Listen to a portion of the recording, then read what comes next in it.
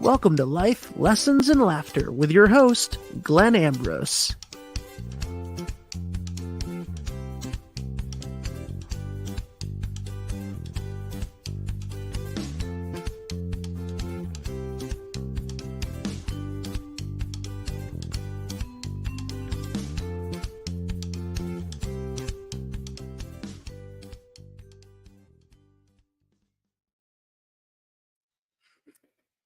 Hey, everybody. Welcome to the show. What's happening? How are you? Talk to me. Reach out. Say hello. Yeah, hopefully people are doing well. So today we're talking about successful social change as opposed to non-successful social change. You know, here we are, right? Here we are, we're in the world and it's a melee and there are problems everywhere and there is ridiculous wars going on that basically most people can see right through. And there are problems everywhere and governments aren't listening and they're doing whatever the hell they want. And, so all this, they're just doing whatever. They're doing whatever they want at this point. The one that I just found out like last week or something that cracks me up is the U.S. government has failed to submit an audit or pass an audit for the last 6 years in a row. Like they're not even trying anymore. They're just like, we're spending your money. We're not telling you where. Get over it. For 6 years in a row. So this is where we are. I mean, it's anybody with eyes. It's obvious to see that the power has funneled upward. The power and the money is funneled upward so much to a point where saying, hey, don't do that. It doesn't work. They're not, the powers that be are not interested in appeasing us anymore. They don't really care if we think they're doing the right thing anymore. Like that, they're just like, no, we're just doing what we do. Just shut up and be quiet. Okay. And if you ask us, we're just going to give you some BS answer that you guys have been falling for the last 20 years. Like, we're looking into it, but it's really complicated and you don't understand, or we told you we're doing the best we can, or some empty foolish answer or something. So like this, and this is globally, it's not just the United States. So this is where we are. We're at a place in the world, in a time of history where we've reached the top of the pyramid scheme. Everybody knows it, the people at the top know it, and they're just so now they're just taking everything. They're like, okay, let's see, the people at the top are a lot of things, but they're not stupid. So what they're doing at this point is they're just going like, okay, let's just grab onto as much power and money as we can. So when everything falls apart, which it's going to, because it is, that's what's happening. And we have to fall into some new global type system that we're going to be able to be powerful and rich and in control there too. Okay. So that's what their focus is. They're not even playing the game in this reality anymore. They're not even lying to us anymore. They're just like, whatever, like you guys go throw your fit and do whatever you want. We're up here just preparing for the next stage. So it's, what we have to do is we have to prepare for the next stage as well. So we have to look very closely and see what works. This is, I talk about spiritual law and universal law and all this stuff, and people think it's out there. No, it's what works. It's literally laws that govern the universe. It's how everything works. So if you see something working consistently, it's because it's in alignment with spiritual law. It's in alignment with universal law. That's why it works.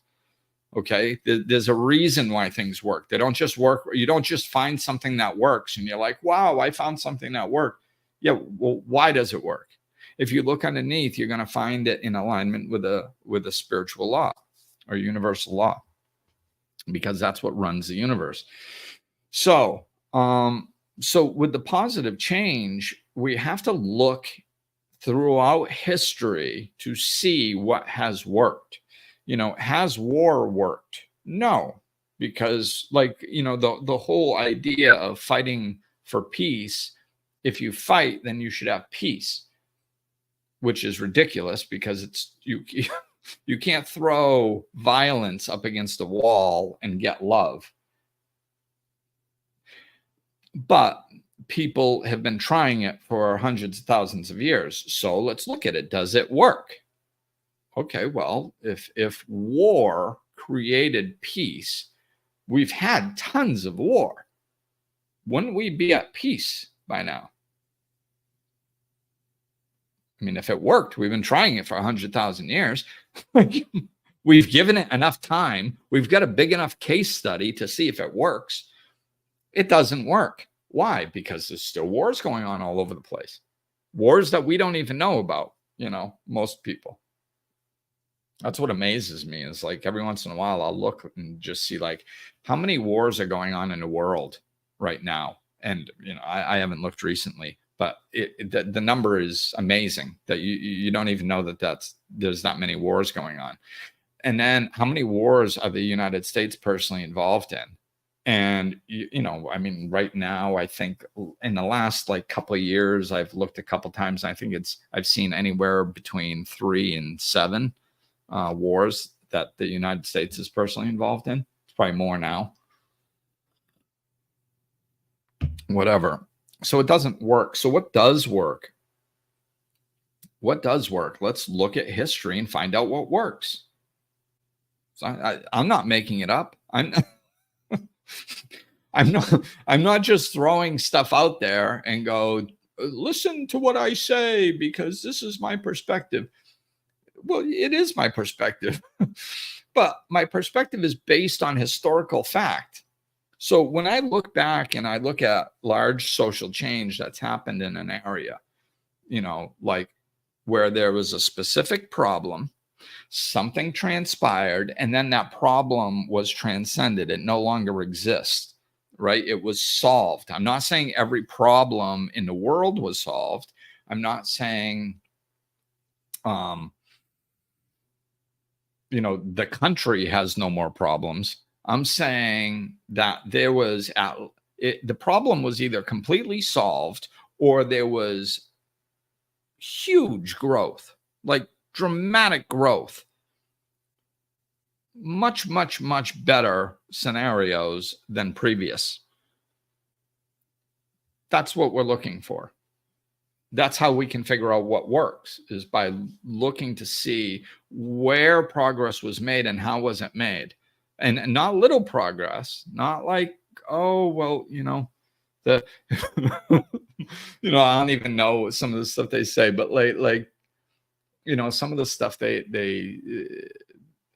say that is progress is just them throwing us a bone. They'll be like, oh, we really care about the environment, so we're going to put $10 million into funding the research of electric cars or freaking something, and we're like, oh, see, we freaking got them to do that. It's like, it doesn't change anything. It didn't. We're destroying the world in 6 million ways, and you're excited because somebody threw a few bucks at a particular cause. Just because you like that cause doesn't mean it's actually going to change what's happening in the world. So we got to look at large social change. So, really what sparked this podcast was Panama, and what I would love to say, it amazes me, but it doesn't. Very few people are aware of what just happened in Panama. And this is, where are we? The beginning of December 2023, if you're listening to this later. Panama got upset like the citizens of Panama, the people who lived in Panama, not the government, the people who live there got really upset, which I didn't know this before, when the Panama Canal went through, because they felt like they sold their geographical location, which was a major asset to their country. And it really shook a lot of people, a lot. Okay. So that's been stewing and brewing for years, right? And the people really did not like that. Now, fast forward to this year, 2023, and there was a copper mine, and they signed a contract with Canada to just make this copper mine gigantic and huge for the next 20 years and blah, blah, blah. And the Panamanian citizens were like, the energy reminded them, it's like, okay, now you're selling our geological assets, which is all we have left. And you're putting our country at risk. Like, you're stripping it of all kinds of things. You're risking polluting the water that we drink and all the backlash that's going to come from this. In 20 years, we're going to be broke. We're not going to have any assets left, and we're going to have destroyed our own country by polluting it and destroying the what makes it geographically and geologically valuable. We're destroying all that for a profit, and that's not okay. So the Panamanian citizens really band together. Like, from what I heard, it was high school students, which that means, schools were involved and going, not punishing kids who didn't go to school.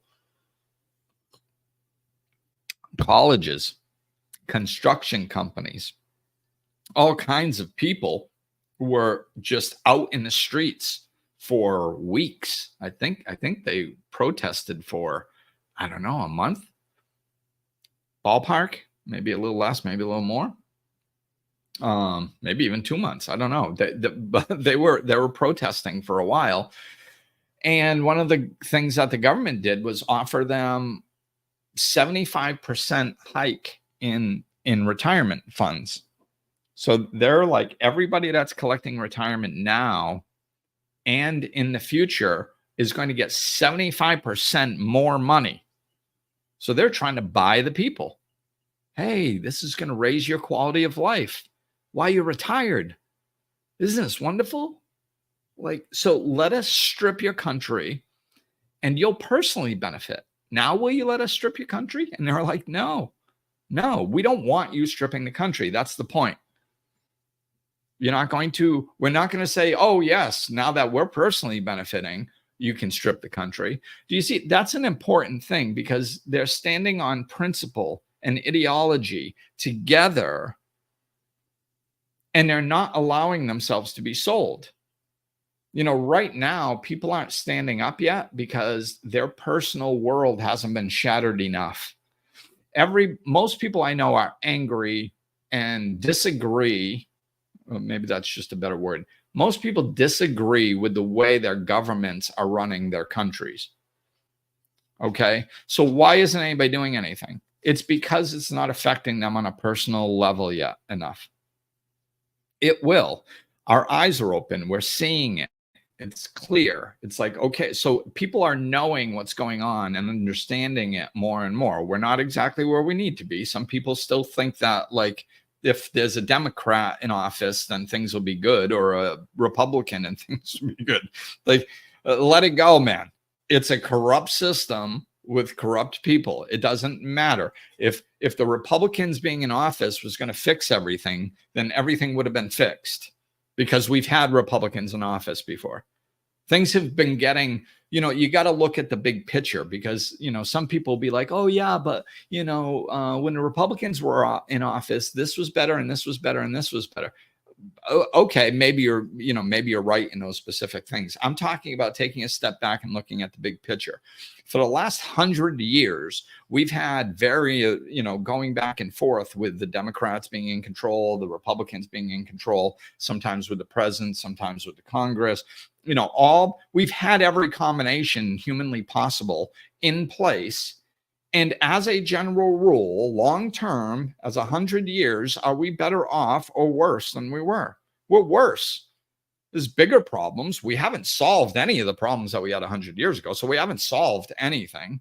And and things are getting worse, and our government is getting worse, and they're stealing more money, and they're lying even more.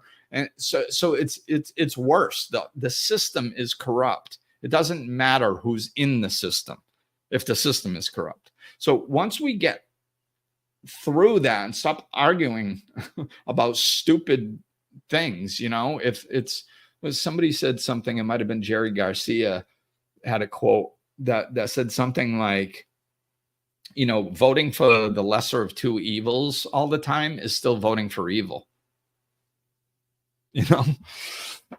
So, when we look at this stuff, we have to, it really is going to, we can decide to change whenever we decide to change.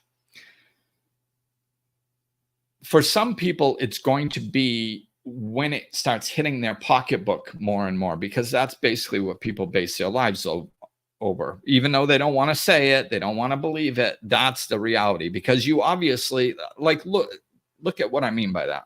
I'm not saying it to be a jerk. It's just, I'm saying it because there's truth to it.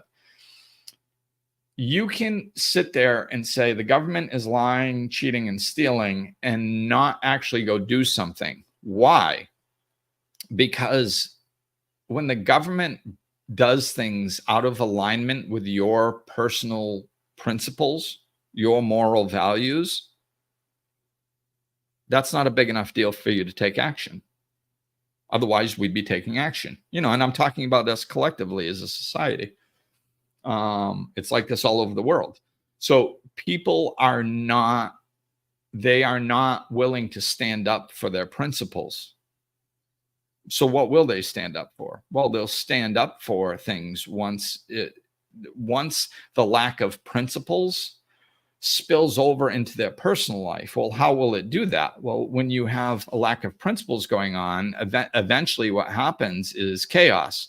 So, and the people that are taking all the money and the power just take it all. And what does that mean? Then there's less down here. So then it starts hitting your pocketbook. All of a sudden you start wondering if you can feed your kids. You have to sell your house, or, you have to downsize to one car instead of two. All of a sudden it starts affecting your quality of life. That's when people usually start standing up. And what's that? It's money related. It's just when it starts affecting your quality of life, which is money related, So maybe I'll take out the money word because people tend to get defensive. It's quality of life. When it affects your quality of life, then you're more likely to stand up. Okay. So that's probably what's going to happen, but it doesn't have to. It didn't in Panama. And this is why Panama is so important. You notice that most of you, I would venture to say maybe even 90% of you haven't even heard of Panama. Don't even know what's going on. I haven't seen one post about it on social media. Or no, I saw one from my friend that told me about it, that lives in Panama. But other than her, I haven't seen anything on the news. I haven't seen anything on social media. I haven't seen anything anywhere about Panama. Why? Because the people are standing up and taking charge. The media isn't going to tell you about that. The government doesn't want you to see that. Nobody wants you. The people that are in power and controlling the news, they are completely controlling the news. I have countless examples of stuff I share on my own page, and they will not share it if it has something to do with people standing up for themselves. It just doesn't go into my feed. They just leave it out. I can post one thing, and if it's a joke or even something like a picture where they don't scan it appropriately, it'll go out into my normal feed, and I'll get a certain amount of responses, like at least some in within the first few hours. I put out something like this, I can leave it there for 2-3 days. I don't get one comment, not one like, no nothing. It's not going out into my feed. And that's just on social media. And, the news is completely controlled. So all this stuff, you're not being shown stuff that would help you stand up to your government. Why? Because they don't want you to see it. So Panama stood up, and they all band together, and they did it through their principles, right? It was easier for them because they had this huge event with the Panama Canal years ago. That was the groundwork that gave them the ability to stand up to this, because they already went through it and did nothing, and then lived with that for years, and it ate at them. So then when it came back up again, they're like, we are not allowing this again. And they won.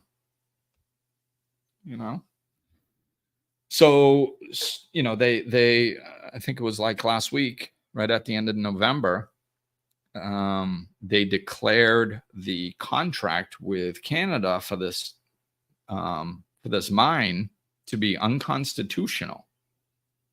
So they won. So the mine's gone. And I'm so excited about this. I'm so excited because, I know I talk about the problems because I'm aware of the problems, and we have to bring them up to the surface. Otherwise, how can we fix them? But the way I walk through life, and the things that I really put my attention on and my emotions behind, is solution. So hope. That's what I've been feeding for the last, I think COVID was a big help, really, to help me shift my perspective, because that's when things really started getting out of control. So like all these things that used to capture my attention that were wrong with the world, like all these things, I started stepping back because there was so many of them. It was such a problem that I was like getting overwhelmed with emotion and problems going on in the world. It was like, what? So I had to take this giant step back and gain some perspective and go, oh, wait. Oh my God. I get it. So it's not that it's not about whether somebody kneels at a football game, or it's not about who's in office in a particular party, and it's not about whatever else media has been feeding us to keep us separate and arguing. It's not about all that stuff. It's just about keeping us separate and arguing. That's all. They don't care what it's about. COVID, it doesn't matter. As long as they can keep us divided and arguing with each other, then we never come together. And that's all they want, because in the background, they're just, stealing our wallet and helping us look for it. That's all they're doing. So once I saw that, it's like, do I still address, think about and or address some of the little stuff? Sure. I mean, I'm aware of it and address it. I'm talking about some of it today. But 3/4 of my energy is going towards hope. Like, what's the future looking? It's going towards creating the future. Why do I think that the future is going to be better? Well, I look around and I find out why. Oh my God, like people are creating off-grid communities all over the world, like insane rates. The technology blended with nature and the way of growing things has expanded. The things that we can do are amazing on little plots of land. The people waking up and seeing this stuff for what it is. Oh my God, that's wonderful. We're finally seeing it. Instead of getting angry, like this is something I teach my clients in the microcosm, as is the macrocosm, right? It's the same dynamic. So what happens is when people first start waking up spiritually and their eyes start opening and they start seeing the things that they've done wrong in their life, or why they're not in the place that they want to be, and they start seeing that they were looking at life wrong and they played a part in why their life is messed up or not the way they want it to be. And a lot of people get stuck there and they're like, oh no, oh my God, what was I thinking? I'm such an idiot. And it's like, no, no, no, no. Don't curse the darkness that you used to be in. You're not in it anymore. That's what's more important. It doesn't matter that you didn't know what you didn't know when you didn't know. It doesn't matter. That's in the past. It's history. It can't hurt you now. Now you're in the present and you understand what you were doing wrong. You get excited. Use that to create your future. If you can destroy your past, you can through your own creation, then if you can make all these mistakes and create a crappy life because you didn't know better, now that you know better, you can create a happy life. So don't get pissed off walking around cursing the darkness. Get excited about the light.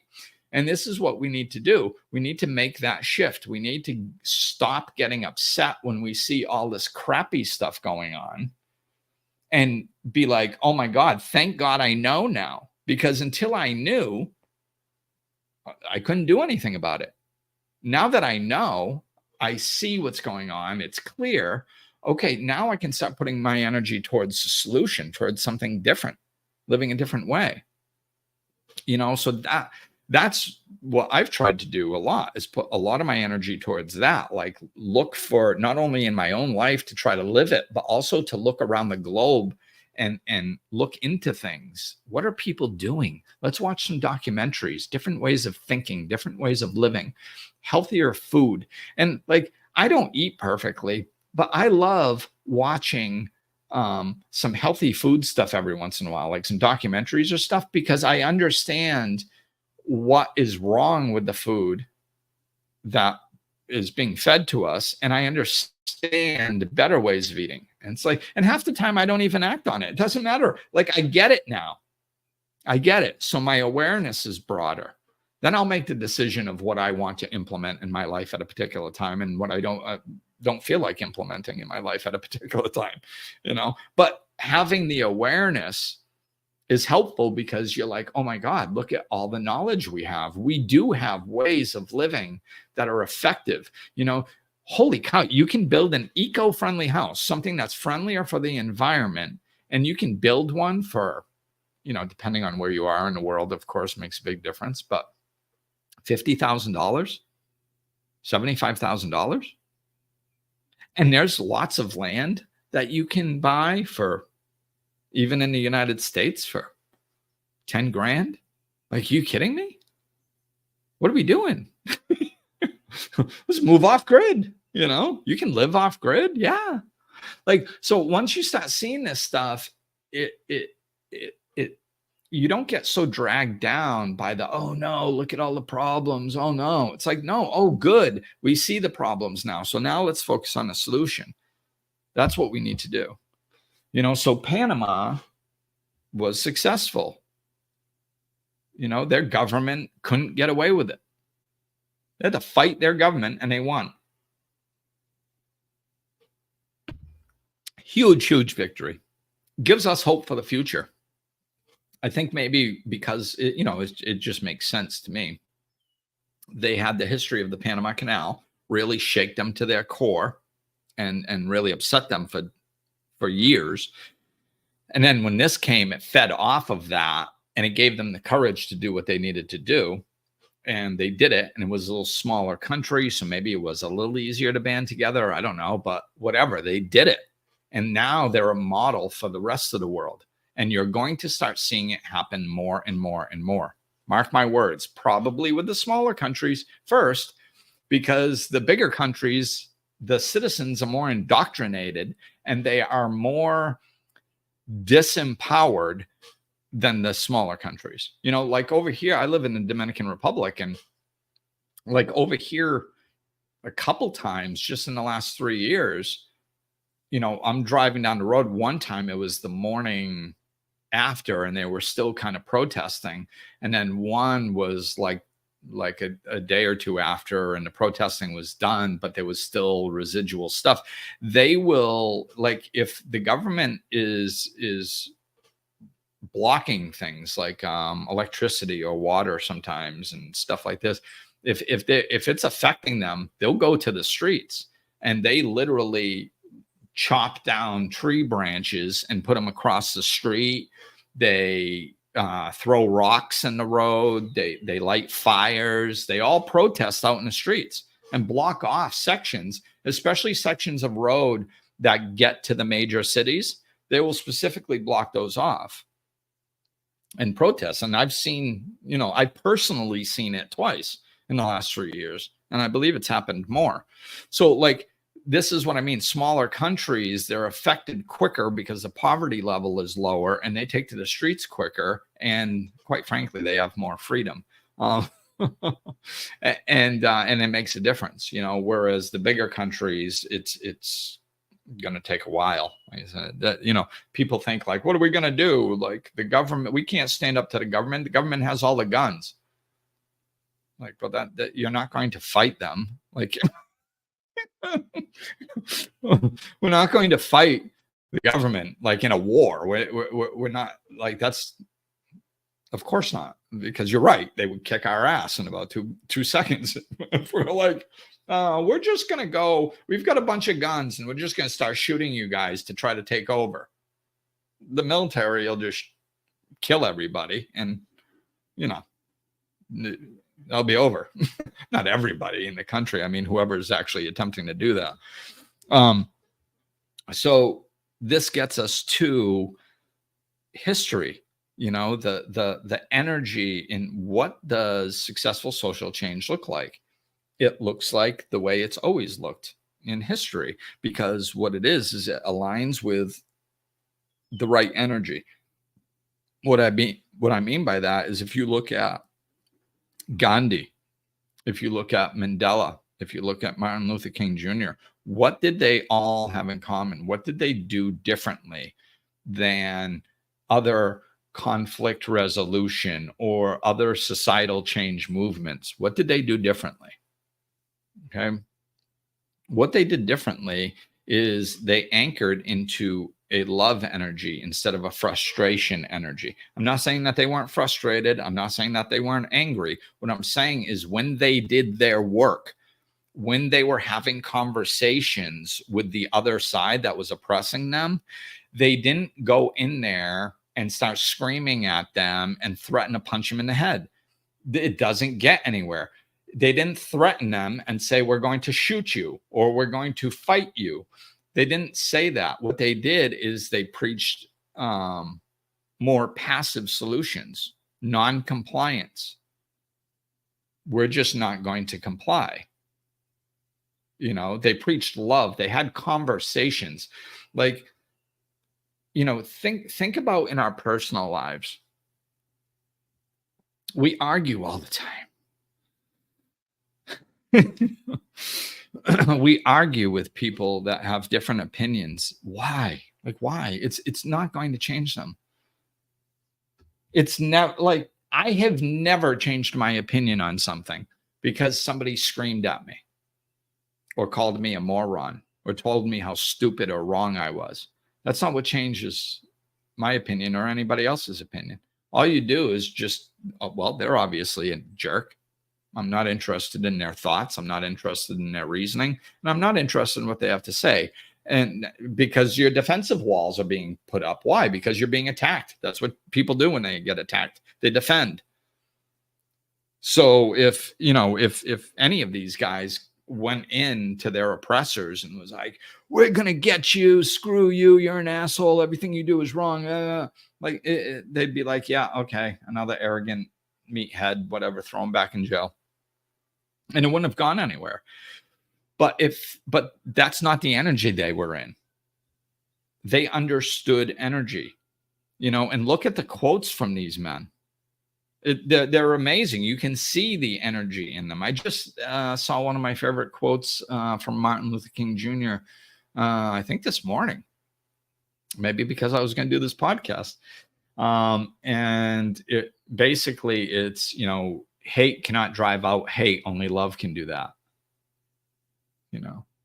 It's only love can drive out hate. So we're not going to fight our way to peace. We're not going to argue our way into the other side seeing our perspective.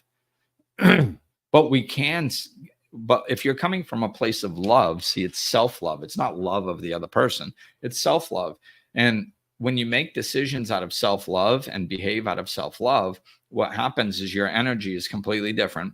And that's why it does something different. It's everything is energy, man. Like, hopefully most of you have gotten that piece yet. Everything is energy. So if you want to simplify things, just think of it in terms of energy, because it's the truth. Like, you can't put anger out and expect to get something good back. And this is why, like, now don't get me wrong, anger can push us to make movement. So like sometimes we can use anger to get ourselves motivated to take action sometimes, different. I'm not saying anger is bad. I mean, it ain't good. It's negative, right? But it can serve purposes. But what I'm saying is, most often, like, just in our personal lives, because the macrocosm is the same as the microcosm. In your personal life, if you have a problem with somebody and you go, "You're a big pain in my ass and I'm sick of this crap and I'm not putting up with your BS anymore," and and you yell, and it's all that type of stuff, right? That's frustration, right? Have you ever had an experience where somebody went, yeah, you're right. I think I'm going to change everything. I've never had that experience. Now, don't get me wrong. Like,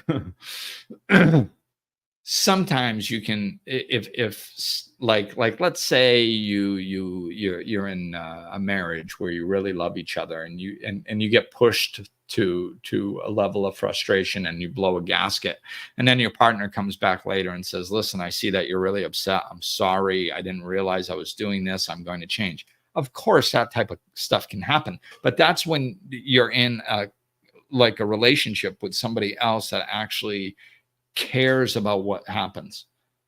It's not like it's not like you're dealing with an oppressor. Like, an oppressor will never change. Like, if you could blow a gasket with an oppressor, that, even if it's in a relationship dynamic, they're not going to change for that. I mean, if they're scared, you're going to leave them. They might adjust their behavior a little just to appease you, but they're not going to stop oppressing you. So it's not going to stop oppression. It's this love energy. So when it comes to self-love, and then your own value, you're just like, I'm just not going to comply. I'm just not. We as a group aren't going to comply. It's unacceptable. I'm thinking of Gandhi at this point, and no, we're just not going to comply. And the and the government's going like, well, what do you want from us? You out. That's what we want. Well, that's not going to happen. Yeah, well, you can't control us. What's the point in having a country? The whole point of control of having a country is to control its inhabitants. That's the whole point of owning a country. Because why does one country try to conquer another country? To take over more land, right? And more people. Why? Well, because they make more money that way. That's why. So then they can buy more, they can make more nuclear weapons to defend themselves, and they can build a bigger army to defend themselves against somebody that's going to come try to take it. And they can have more riches funneling upward. I mean, it's just, they get something out of it. Otherwise everybody would keep to themselves.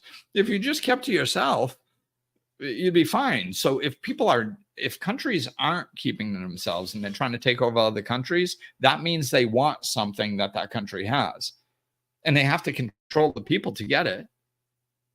Right. So I mean, it's all about control. If you can't control the people, then you can't create a system that funnels money and power upward, because they're not willing to give you their money or do what you say. So you can't control them. You can't control them, you see? So when you just anchor in love and just be like, no, and you don't have to be angry about it. no, screw you. No, that's anger. Just know I'm not living like this. I'm not living like this. We're not living like this. No, what you do is unacceptable. So, like, you can go do what you do, but you can't do it here. Why? Because this is our place. That's why. This is our place. And you little people at the top don't get to tell us what to do. You work for us. We do not work for you. See, that's the problem right now. The dynamic is backwards. We are living in the best interest of the government. The government is not living in the best interest of its people. And the government is supposed to be living in the best interest of the people. But it's not going to do that when they can do whatever the hell they want and their lives keep getting better and better and better, and they keep getting more power and more control, and we're just sitting by not doing anything. Like, what? Why would they stop? Why would they? Would you? Would you? I mean, if you were living a certain way and just everything you did, every time you touch something, it turned to gold, would you be like, oh my God, get this off my finger? My life keeps getting better whenever I touch things. Oh my God, I have to stop this somehow. Ugh. Of course not. You're like, this is great. Every time I touch something, my life gets better. Woo! I'm going to keep touching stuff. Right? So this is why they're not going to stop. We have to stop them. And we have to stop them by just going, no, you don't get to do that with us. Why? Because you can't control us. We're just going to say no. That's it. That's it. That's what worked with Gandhi. That's what worked with Mandela. That's what worked with Martin Luther King Jr. You know, Martin Luther King Jr. wasn't quite as obvious if you haven't really looked into him. But really, if you look into the quotes that he said, the words, the meaning underneath the words, if you look into the dynamics that, you know, how he interacted with the oppressor, I mean, I know that there's still racism issues. I'm not saying that there's not, but what I'm saying is, like, we went from, like, I mean, huge racism issues to having a black president. That's a big step up. That's a big growth. That's a big shift in consciousness. Like, there's been enormous amounts of ground made. Not saying we're at the promised land yet. You know, there's obviously still problems in that area. However, you know, where things were and where they are now is a dramatic shift. I mean, and I think it's actually taken a nosedive in the last, 10 years or so. Race relations, they seem to have gotten worse. I don't know if that's true or not, because, you know, all you can, you're kind of at the mercy of the media to some degree, right? What's the media report on? Well, they're trying to divide us. So every time that there's a racial problem, they blow it up as big as they possibly can. And it's like this, you know, there were still racial problems before, but they weren't trying to blow them up so much, you know? So it's like, so are things actually worse now? That's debatable. You know, quite honestly, I don't, you know, the thing that I can say is that there are still racial issues out there. Fact, you know, I don't think anybody can debate that. Whether it's worse now than it was 10 years ago or 20 years ago, I don't know. That's debatable. But it's the energy in which they did things. They weren't going and arguing with their oppressor. They were just, and they weren't trying to play cards that they don't have. You see that's why we have to be clear. One of the things that captures my attention is, like, when people are talking about something good, and they go too far with it, and they lose all credibility when they talk like that, because it's like, you just, like, you've got good intentions, you know. It's like, let me try to think of an example.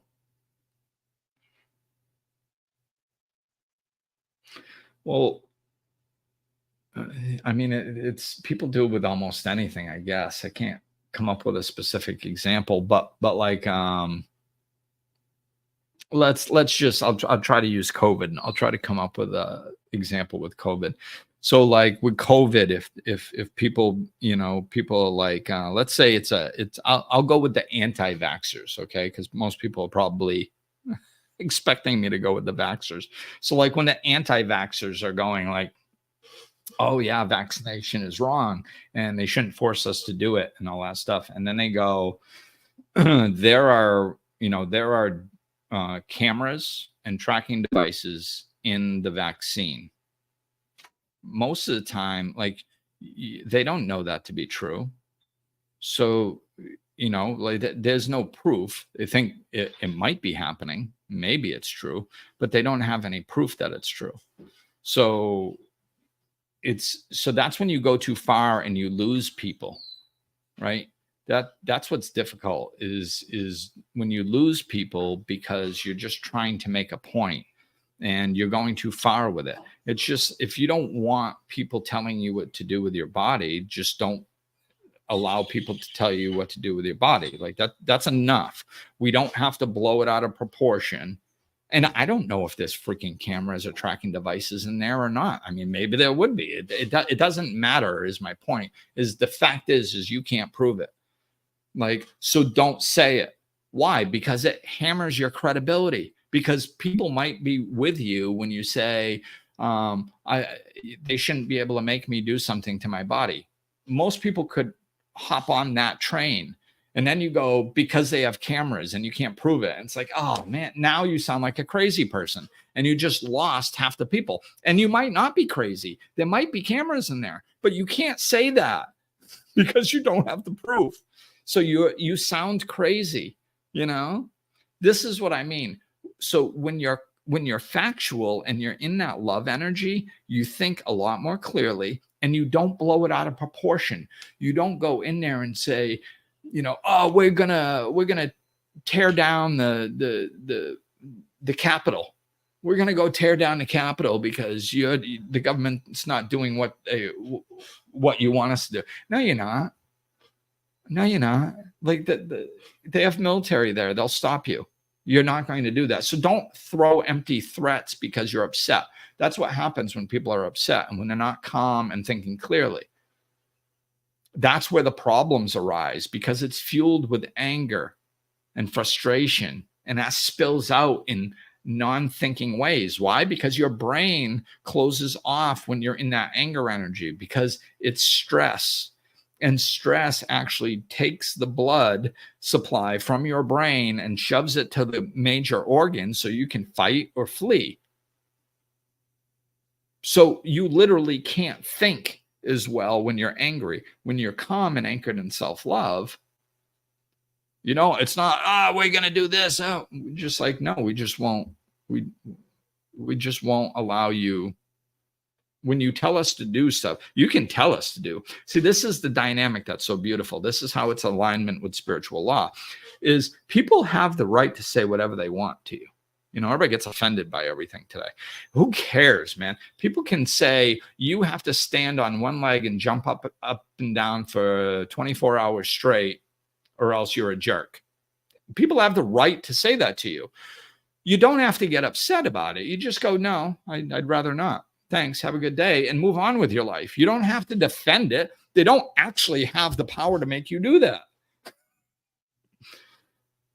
This is why, like Christmas is coming and people, we get another year of going, oh, people are taking the Christ out of Christmas. Oh, you can't say Merry Christmas anymore. Oh, the world's, in moral decay. What? Like, what do you mean? If you want to say Merry Christmas, say Merry Christmas. Who gives a crap? Nobody has a right to come into your life and tell you, oh yeah, but they'll say, hey, you shouldn't say that. You should say Happy Holidays. So, why is that a problem? It's so silly. It's so silly. People get so upset that somebody doesn't agree with a word that they said. Like, why do we think that we're supposed to? I've asked this question a million times. Why do we think we're supposed to agree with one another all the time about everything all of a sudden? I don't know where this delusion came from, but it ain't true. Like if I say, if I drop the F-bomb and somebody says spiritual people shouldn't drop the F-bomb. Okay. It's sorry you feel that way. I don't care. You can truly believe that. You can truly believe that people who drop the F-bomb are not spiritual. Cool. That's fine. I disagree. I'll be over here swearing. Have a great day. So when we're anchored in self-love, this stuff doesn't knock us. It's just like it's inconsequential because nobody has power over us, including the government. They can't tell you what to do. You can just sit there and go, no. You can. You got to use your head with some stuff. I mean, sometimes there are laws and you might want to stand up in a group against a certain scenario instead of standing alone. And then, but even that is on the rise. That's a whole nother topic about sovereignty and stuff like that. So, but it's about love, energy, non-compliance. If they can't control us, they're going to cave because they have no other choice. Like if we take control and they say, no, what you're doing here is unacceptable, eventually they will cave to our demands. Why? Because if they cave to our demands, they can still control us to some degree and still steal some trillions of dollars. That's why they'll let us cave. If they don't, then they're just losing, probably billions to trillions of dollars a day by us standing up and rebelling against them and saying, no, we won't comply. You know how much money they lose every day when it's people, its citizens aren't complying? They're not going to work. They're not making money. They're not doing things. They're out protesting. Nothing can get done. The streets are packed. Nobody can go anywhere. The money, the money isn't flowing because the country isn't functioning. So that's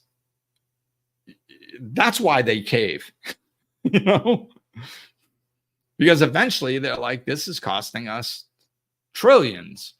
If we just cave, okay, yeah, we'll lose a couple trillion, but we'll still be able to take, at least 1 trillion a week. Right now, we're getting nothing.